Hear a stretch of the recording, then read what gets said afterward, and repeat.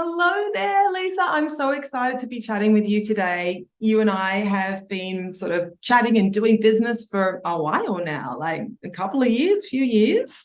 Yeah, And I was gonna say probably longer than that. yeah, yeah.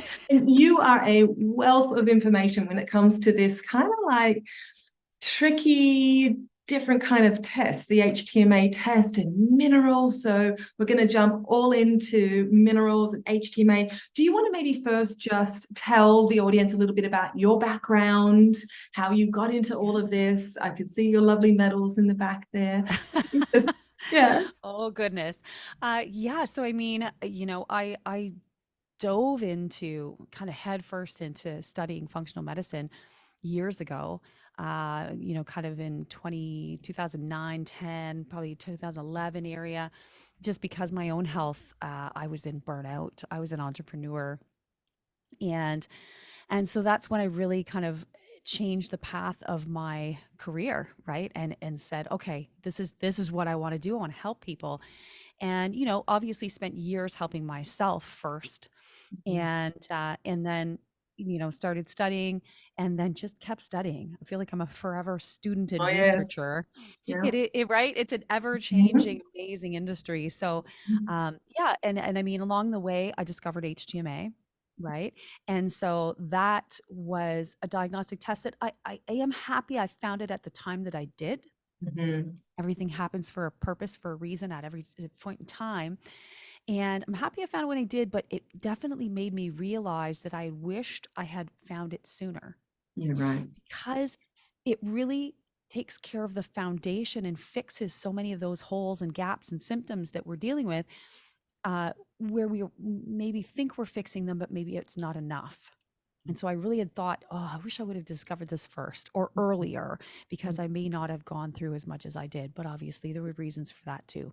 Absolutely. And yeah, I mean, along the way, I went to the world championships, swung some kettlebells, and I lived to tell about it. Amazing. That's awesome. You're incredible. So many talents. So yeah, this HTMA test, I know what you mean. I mean, nutrients are everything, right? That's what I try to sort of educate my ladies on is when you look at those biochemical pathways in the body, what Hmm. makes them tick over? It's the nutrients that go into them. Exactly. So that's why the HTMA and obviously with the HTMA we'll get into it, but we can tell so much more than just minerals, right? So let's Absolutely. have you answer a couple of questions. So what is the Sure. HTMA? How does it work? Why is it valid? That's a bit of a, I don't know if we want to say loaded question, but I think we need to touch on why it is valid, because I think Yeah. sometimes people think, really, hair?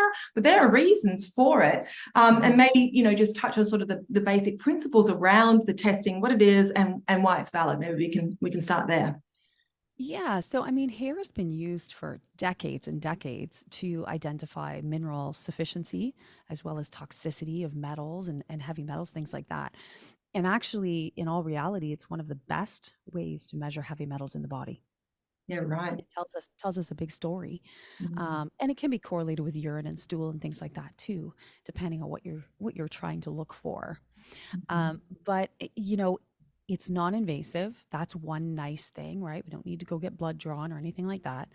It's easy to be able to execute on your own, right? Mm-hmm. So if you have a hairdresser or a friend who can take a little snippet of hair, it's super Don't get easy. your husband to do it. Don't get your husband No, to do it. Speaking from right? experience, I lost a lot of hair that way. I do my own. I'm like, oh, I that do looks my own good. Okay. too. Yeah, I do my own now. Yeah. That's funny. Oh goodness.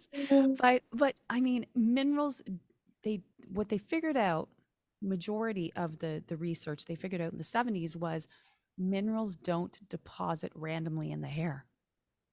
They Mhm. deposit in very distinct patterns that change Right. based on time, environment, sleep, exercise, nutrition, micronutrients, right? All these things change those patterns, but they're deliberate. And so it really does give us a huge amount of information about the individual.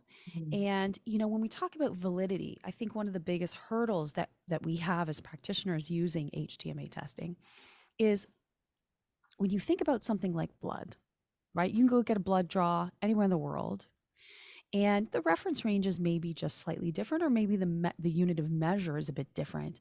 Mm. But the way that it's done is universal. So the results can be interpreted anywhere in the world and they're exactly the same. Okay. Now, hair, unfortunately, from my research and analysis, not every lab has the same standard protocols from when they receive the hair sample to when it actually gets tested. And I think this is part of that variation that we see, and probably one of the reasons why some people go, well, it's not valid because you could send it to this lab and it says one thing, you send to that lab, it says something else. So I will tell you the labs that we use, obviously. We're talking about Trace Elements, which is one Yeah. of the main labs, Dr. Watts, and the ARL, Analytical Research Labs. Two labs been around since the 70s, almost 50 years. And they both use the same process, Mm. right? Not all the other ones do. And that's why it's so important to make sure that you're using a lab that has that qualification and that standard protocol and that they follow it. Yeah, because some of the labs will wash the hair, right? Or they'll treat it in some kind of way. Yeah. Right. And that affects a lot of times that chemical processing of the Yeah. hair affects sodium. And we know how important that is. Mhm. Potassium, we know how important that is. Can Mhm. also affect zinc, copper, Mhm. right? There's other manganese, there's other minerals that can be affected by adding that. I even did a test once because I had a vet that I was studying under when I started doing animal testing. Yeah. And she's like, well, you can actually, because I said, what about horses? Because they don't get bathed all the time. They're rolling in the dirt and everything else, right? So I Yeah. said, well, what do I do with the horse hair if it's dirty, Yeah. right? Right. And so she said, oh, just clean it with alcohol. So I'm like, hmm. Huh. So I did a little experiment. So myself and my assistant, okay, Hmm. um, we took a hair sample from each other Yeah. and we took a double sample. And from that double sample, we put one of the samples in an envelope and was ready to ship. And then the other sample, we cleaned both of them with alcohol, rubbing alcohol. And then we let it dry and we put it in another envelope and we identified them and we called the lab. Mhm. We said, make sure that these are separate, that they, that this one gets a new number and et cetera, et cetera. Yes, The levels changed. I'm sure. So I don't, right? So when I get told things, I try it and I'm like, nope. They were not the same. They were all skewed a little bit Mm. different. So I Yeah. don't use that either. So it's important just to like, the hair sample just needs to be clean, Mhm. dry, don't use conditioner, don't put anything in your hair, use a regular, shampoo, not, a dandruff shampoo or whatever, use a nice clarifying shampoo and that's it. See, Yeah. it's Yeah. easy. Yep. Simple, easy. And the Mhm. other thing is also well water. So well Mm. water can really affect the sample, can't it? Like, oh Well, no. and Mhm. right. And you know what the amazing thing is that people don't believe that's true. I'm like, Really? I have so many tests that I've done. I test myself about once every month to 6 weeks. Yeah. Right. And so usually I'm testing something, like I'm Yeah. taking high dose this or something Yes. else or whatever. So I'm always curious about what's going to happen. Yeah. But I will tell you, I did a test years ago when I heard that too, because I am on well water and I do have a softener. Yeah. Right. So we use sodium chloride pellets for our Yeah. softener. And my sodium's always good. So I Yeah. thought, oh my gosh, is it my softener? Is it me? Mhm. Am I absorbing it? Right? Mhm. Because then my question is, well, yeah, we have hair contamination with a softener, but I'm also absorbing some of that sodium through my skin. So Yes, is it benefiting absolutely. me? Hmm. Mhm. Right? Got to think Mhm. about that. Well, I'll tell you, I did a swap. And so I'll tell you why most people don't use potassium chloride because the pellets are like 5 times more expensive. It Right. cost me a huge amount of money to do the switch, but I'm like, I'm just going to do it because I need to test this. Yeah. So I switched us. I let our sodium chloride run down and I switched us to potassium chloride. And then about a month or 6 weeks later, I tested after showering at home and my sodium dropped and my potassium skyrocketed. So, So, yeah, well, it that's does affect it. fascinating. And so my question is, do you wash your hair in distilled water? Because some of it's on the hair shaft, right? But some of it's also absorbed. So Yeah. what I tell my clients, and I'd love to hear from you if this is a best practice or not, Yeah. is if you're on well water, rinse your hair in distilled water to get anything on the hair shaft off. right? Yep. Because I have absolutely seen well water more than a few times now. So that absolutely well water correlates with some crazy highs, right? Yes. I've had people do their test not realizing that they were in hard water or for whatever reason, and it comes back. And now I almost always know if we've Yep. got tons of highs, I'm like, you're on well water, Water. right? And you didn't wash your hair in distilled Yeah. water, right? And they're like, Yeah. yeah. And then when we go back and do a second sample, if they do it in distilled water, it's completely different. Mm. So is I it, think it is. I think it is valid for sure. yeah, distilled And water?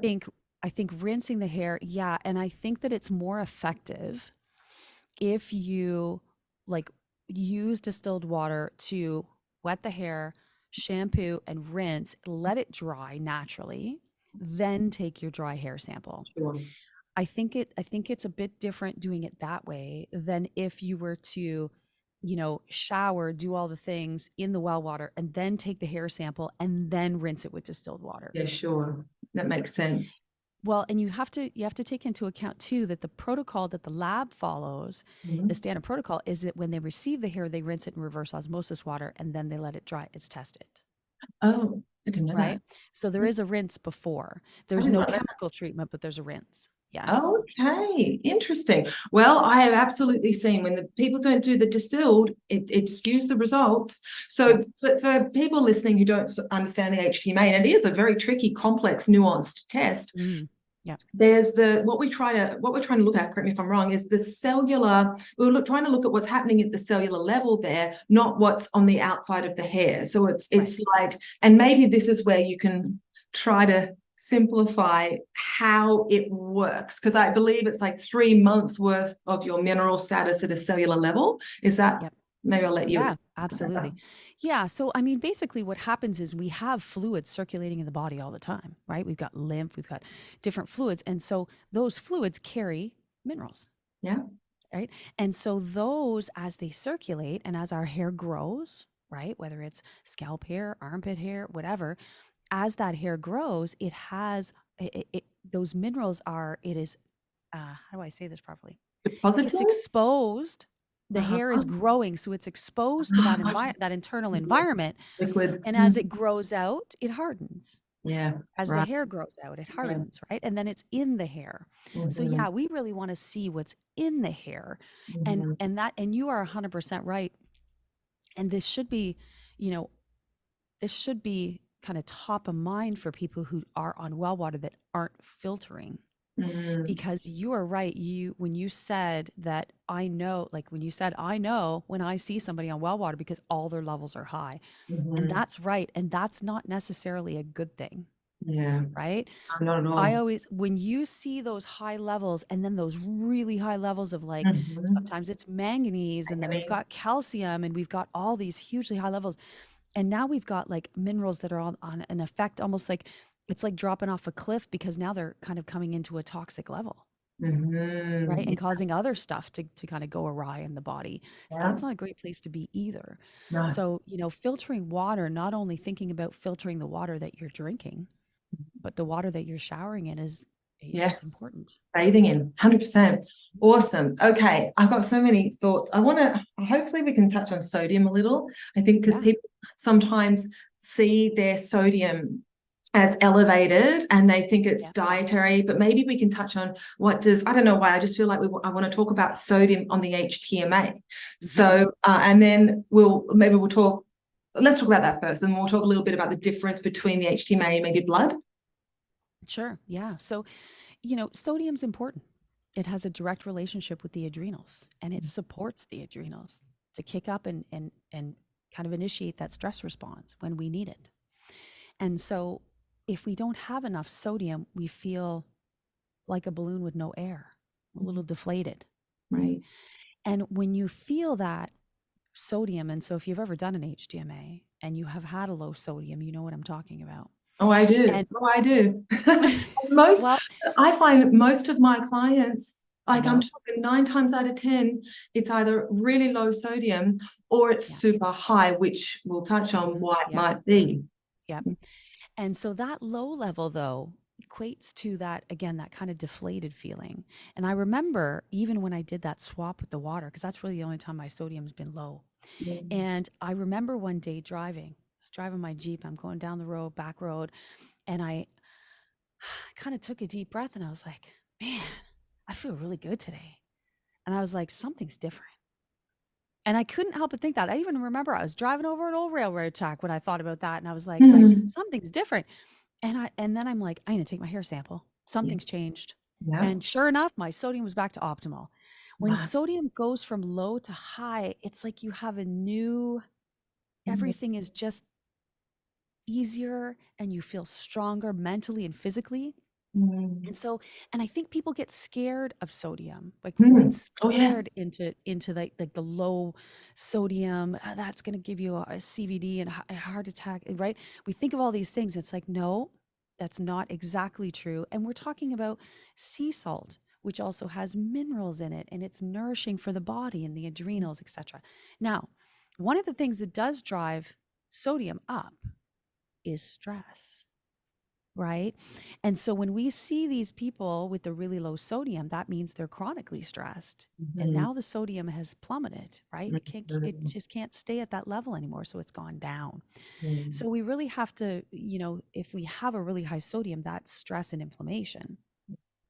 But what's happening nowadays, I find, and I think we both see this in patterns, especially over time, and hundreds and thousands of HTMA tests, we're in that more chronic stress stage, right? We're all running Mhm. around and we've got our phones and we have to do this and that, and the days are shorter and you blink and the day's over. That's all Yeah. stress, Yeah. and that's what a lot of people are dealing with, and why that initial bump in sodium happens, and I feel like it's all kind of a matter of time before it starts to slowly decline, and everybody's different on how long that actually takes. Yeah, absolutely. Yeah. Sodium so important. Yep. And so many people are scared of it, but we really need oftentimes more sodium and to Yep. do all the nervous system, the adrenal work. Okay, so how does the HTMA differ to blood? Yeah. So, I mean, there's always a starting point. This is what I tell people. It's like there's blood and HTMA really do go hand in hand. They kind of complete the circle, because we have to remember that blood is also identifying for us enzymatic, like, reactions.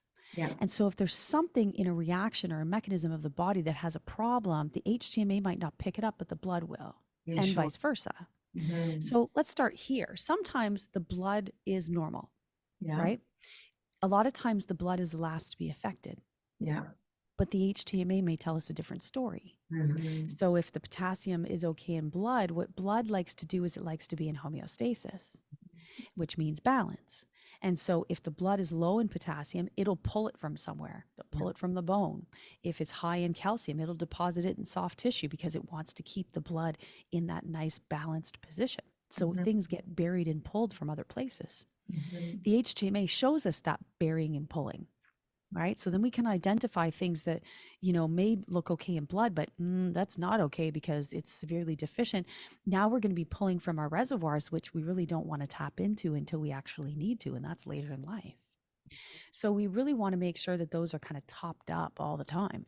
Now, you could have another scenario, and I see this quite often, where you have someone who has a blood pressure issue. Maybe we have medications on board, and now we have a different problem. Now we have HTMA telling us something that we know we need, but the mechanism of action has changed, and now the blood labs look different. This is And where it that's gets that's confusing. really, Mhm. again, that's really where that circle completes, Yeah, right. because you start with HTMA, but you also have to take it to the next level and say, is there anything else I need to consider here? Because this person has this symptom and this diagnosis and these things going on. Maybe we need to bring in some blood labs and make sure that there's nothing in the blood that I need to be worried about. Yeah, Right? yeah, Yeah. exactly. They can be complementary for sure. Love that. Hmm. Okay, so just quickly, why do we even care about minerals anyway? Oh my gosh, that's you. Does everybody have a basement where you are? A We all basement? have basements. Not in No Australia. basements. I miss my Canadian Okay. basements. No, There's got to be a foundation of the house, right? Even if there is it's a a flat. foundation. Yeah, Okay. yeah, Minerals are the foundation. yeah. If that foundation isn't strong and it Mhm. has cracks and holes and rodents, you're not going to have a house that's sitting on solid ground. Mhm. That's what minerals do for the body. Think Mm. about magnesium. You know, you do magnesium research 10 years ago and they're like, "Oh, it's used in 300, almost 300 enzymatic reactions in the body." Then it And was 6. Now it's 600. 8, Is it right? 800 now? They keep Wow. discovering more. Yes. I keep Yeah. reading and it keeps increasing and I'm like, "Oh Yeah. my gosh." My Yeah. mother actually just had surgery uh 2 weeks ago. And so I'm sitting in there, and so magnesium really is important for heart health. It is the heart healthy mineral, right? And it's one of the first minerals affected by that high sodium, that when we were talking about sodium and stress, right? It's one of the first minerals that gets affected by that. You Mhm. need more. And after surgery, they were monitoring her because it was a uh, aortic aneurysm, so affecting blood pressure and heart and things like that. So and I'm watching the nurse's face as she's monitoring her vitals, and she was a little concerned because things were kind of blipping around. And so she said, "I think she needs some magnesium." And I smiled and thought, well, and I said, "Yeah, most likely." I'm like, "I have some here in the closet that we brought with us." I'm like, "Can I give her that, or like, do I need to wait for something else, or like, what am I doing here?" Because I'm like, "Yeah, she probably does," because Awesome. A, the stress of the surgery, Yeah. right? Yep. B, the fact that it's heart based, Yep. and all of that, right? Yeah. I feel like everybody, like, I think people that, go through surgery would benefit from magnesium after surgery just to calm everything Course. down, Of course, yes. Yeah, right? new minerals, they're imperative to make, again, all those enzymatic, those biochemical reactions in the body even Yeah, work. Yeah, amazing. exactly. All right, so what about heavy metals? So what about, why do we test the minerals alongside the heavy metals on the HTMA test? Yeah, I mean, it's always exposure to heavy. I mean, who's not? I sit Yes. here in my office and I'm like, yeah, I'm breathing in toxins from the Yeah. vent system and everything else, right? So between toxins and heavy metals, I mean, we're exposed every day. Mm-hmm. The critical thing, though, is, so a couple things. Mm-hmm. You have to, interpretation, of course, we talked about it being complex. Mm-hmm. When you have a person, typical client, let's say with a low sodium, so the adrenals aren't functioning maybe at an optimized level, we could see heavy metals on the test and be like, those shouldn't be there because the Mm. adrenals aren't strong, body's not strong enough to detox those. You're We've got right. exposure, right? Yeah. Then, you have the other scenario where maybe the body's not strong enough to detox and there's nothing there, Yeah. but it doesn't mean there's nothing there, Yeah. right? We watch the functionality of the body increase and all of a sudden, boom, the metals are coming out. But that's a good thing. We Yeah. want to get rid of all that That's stuff. right. The other interesting fact, and why I think you can't just look at heavy metals, because we have to remember the biological replacement of elements theory, which states that the replacement of minerals in order for the body to start to detox metals is the first step. We hear so much about detox and about chelation sometimes.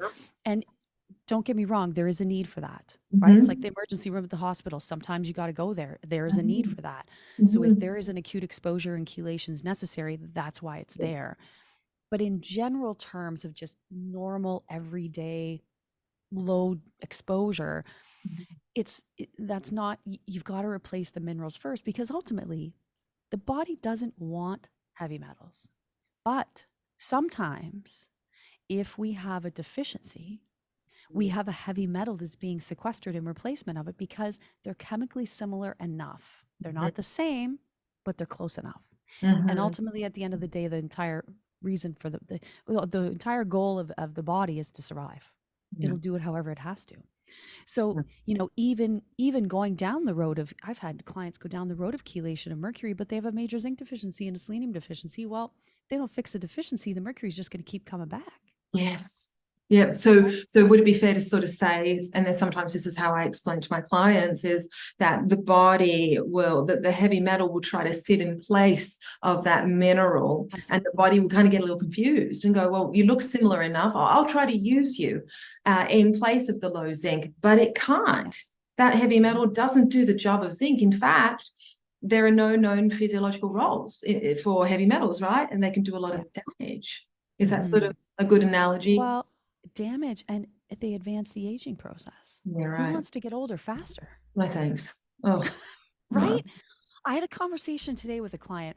and he was talking about his hair, and I said he's a little younger than me, and we were talking about gray hair, and I'm like, yeah. I said, I started mineral balancing about 10 years ago, and I just turned 50, and I probably haven't had a gray hair in 6 years. Wow. Wow, that's So, excellent. so you think about the average age of someone getting gray hair, and it's not that you're never going to have gray hair. It's No, just you can slow all that stuff down, you right? can. Yeah. And so, and so the interesting part is if you think about women, when do we start really, like I was thinking about me, I'm like, when did I start really dyeing my hair because I would get the odd like gray or whatever? That's probably in my late 30s, Yeah. maybe early Right. 40s, something like that.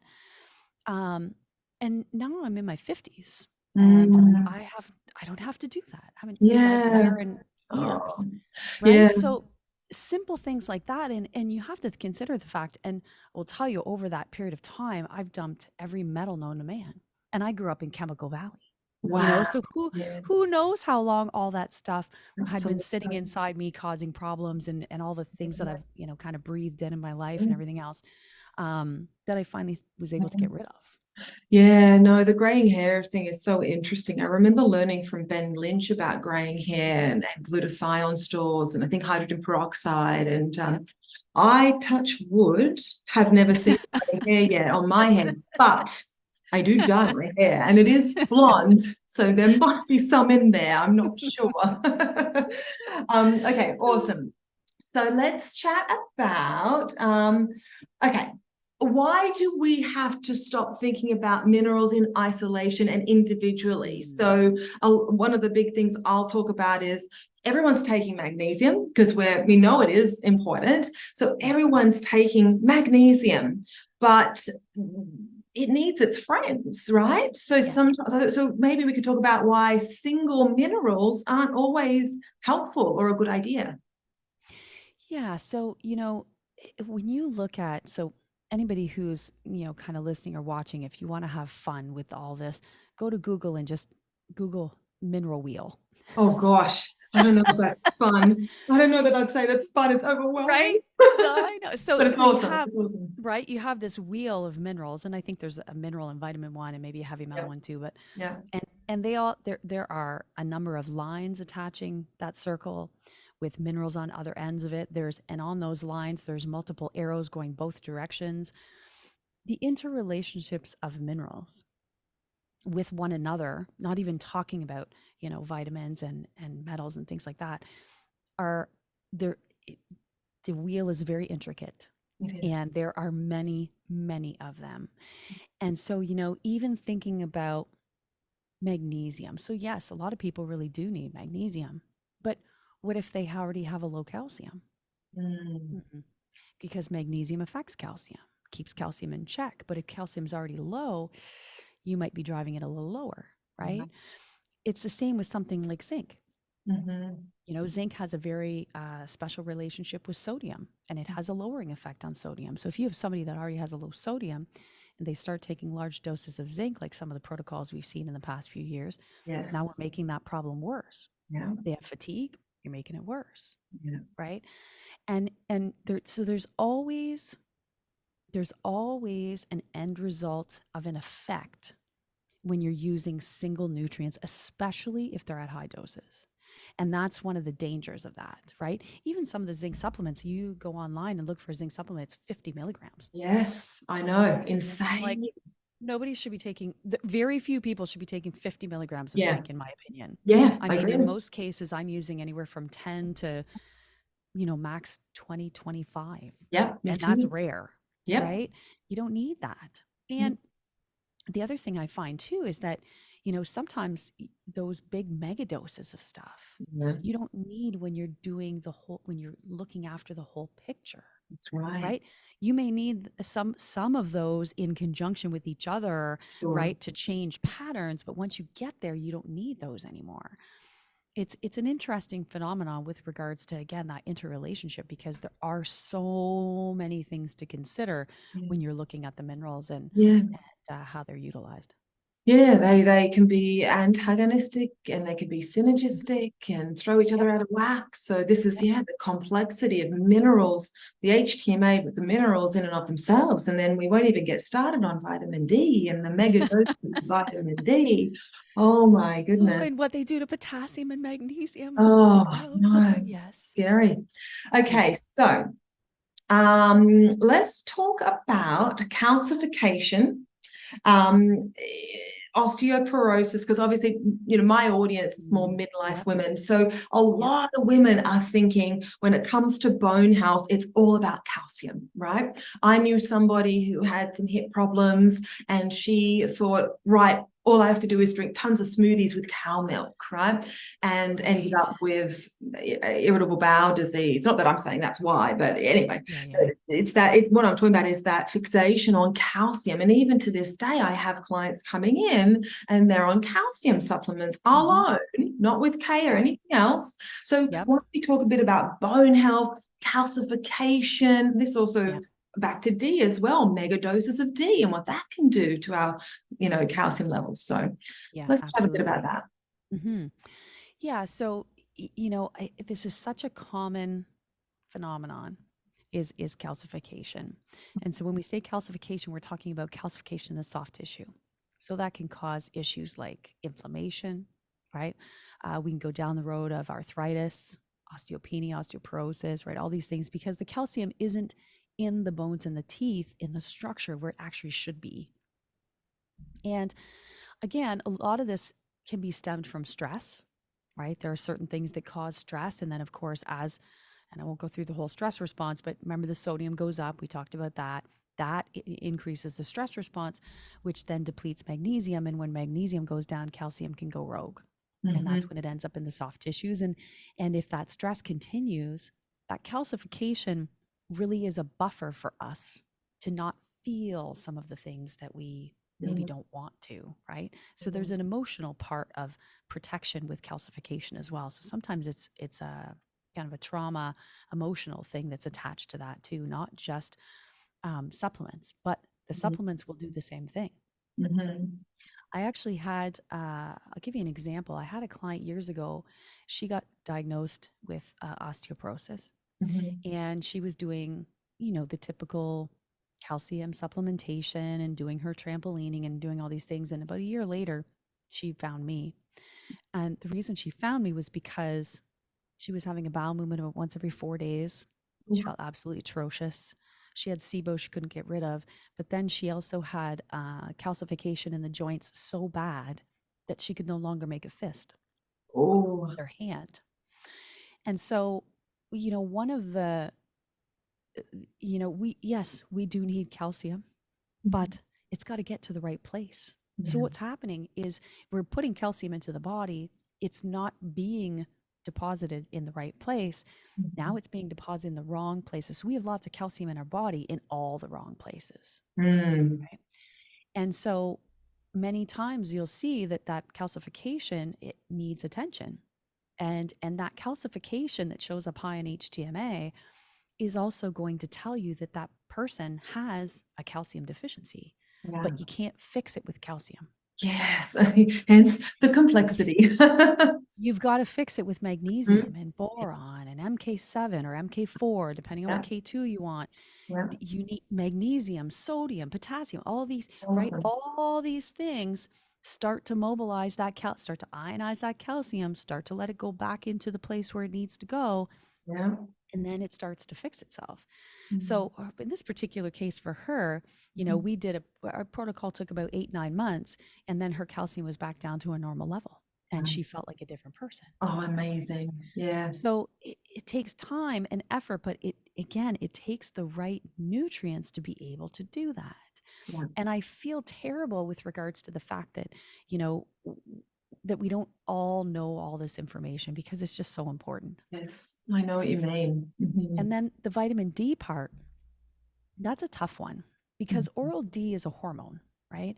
And when it enters the body, what I think needs to be understood, and again, we're only looking at this from a mineral perspective. So there are cases where D is necessary to use, and right, every case is different. But when we're talking about it in general terms, especially if there's calcification in the body, remember that calcification comes back around to magnesium potentially being low, and then calcium rises. And so what happens is vitamin D not only needs magnesium to be made bioavailable, so if the person has a magnesium deficiency that's existing, that's going to make it worse. But it's also going to have a negative effect on potassium. It likes to drive potassium very low. And so again, when potassium goes low, the relationship of sodium to potassium increases with sodium on top. And as that increases, we burn more magnesium. So in all the scenarios, we burn more magnesium. And then the less magnesium we have, the more calcium is allowed to kind of take off and be in the wrong place. Yeah. Yeah. So it's not like D is not something I use a lot, but what I do use is the cofactors to D. So similar to the complexity and the relationships of minerals, there are cofactors that help the body, that a body that has sufficient cholesterol and a little bit of sunshine to make D. Yeah. Right? And that's magnesium, potassium, boron, and P5P, which is a form of vitamin B6. So bring those into the picture. And again, don't do this on your own, but bring those into the picture, which in many cases, they might be included in a mineral balancing protocol that, you know, you might make. And the body will naturally start to rejuvenate itself and make its own D. Yes, yes, I love that. I love that. Couple of things. Very important, like you said, P5P. There are other nutrients like vitamin A. There are vitamins that also help with the mineral process, right? So for people listening, it's an HTMA, it's a mineral test, but from that test, we can sometimes determine, okay, well, you need some Bs, you need some A, you need some E, right? And then that calcification also can be dangerous too, because when we get that soft tissue calcification, that can be dangerous for our arterial health. Right. So this is and it's a big thing for midlife women. You know, we've got to think about our bone health, but we need to think about our heart health as well. That's what we're sort of talking about. That soft tissue calcification can be uncomfortable, but it could also be deadly if it got too low. And you've got to think, and you're right, you got to think about two things. So think about the effect that magnesium has, right? Yes. And that calcification of arteries. Yes, exactly. But then even think about when we're talking about something else, and we haven't touched on this, but I'll just kind of pop it in here, is that a lot of, because we are women, and because women, our energy comes mostly from estrogen, right? We want everything to be in balance, but so we're more kind of emotionally attached to copper. Yes. And so copper and zinc are kind of polar opposites to a certain extent, right? Where you've got progesterone, testosterone on this side, and then estrogen on this side. Yeah. And so because we tend to run a little higher in copper sometimes, right? Not everybody, but a lot, then we have a little bit of a zinc deficiency. Well, zinc is needed to keep arterial walls flexible. So there's again, so many functions that all these minerals are responsible for. Beautiful point. Good point. Right. It's not even just about one. There's always little nuances and extras. Well, we could talk for hours. We could talk for hours. We can't do that. We've been talking for 45 minutes. Okay, so why don't we wrap it up? And why don't you have a nourishing adrenal recipe, I believe. What is this? Oh, so, well, there's kind of, I feel like there's a couple of things that you can do. So it's simple things that you can do. One thing I love, and it's not necessarily, well, it is sort of an adrenal thing, but it's liver too. Remember, our livers work hard every day, all day long, all night. They never get a break. Right? So one thing I love to do is I love to be able to support the detox that happens throughout the night when I wake up. So a little bit of warm water or hot. I try and do hot as I can, but still, drink away. But with juice of a half of a lemon. And then 1/4 teaspoon of Celtic sea salt. Beautiful way to start the day. Awesome. Nourish the adrenals with your sea salt, get some minerals in, nice warm water, wake up the digestion, and some lemon to kind of stimulate that detox and support the liver with what it's already been doing for however long you've been sleeping. Love it. Love it. You are amazing. You are a wealth of knowledge. I'm always picking your brain, and thank you for that, for allowing me to.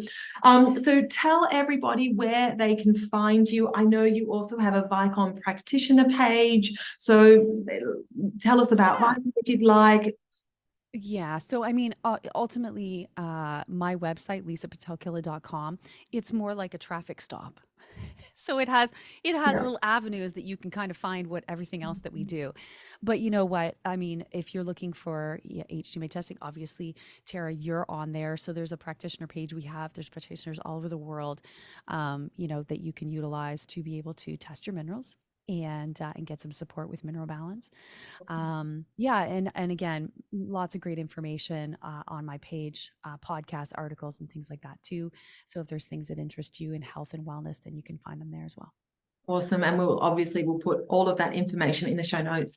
Thank you so much. It was so fun chatting with Thank you. you. Oh my goodness, I love it. And I could talk all day long. I Yes, know we don't have time, but yeah, we thank could. you I'll so have to have much. you back on. Honored to be a guest. Thank you.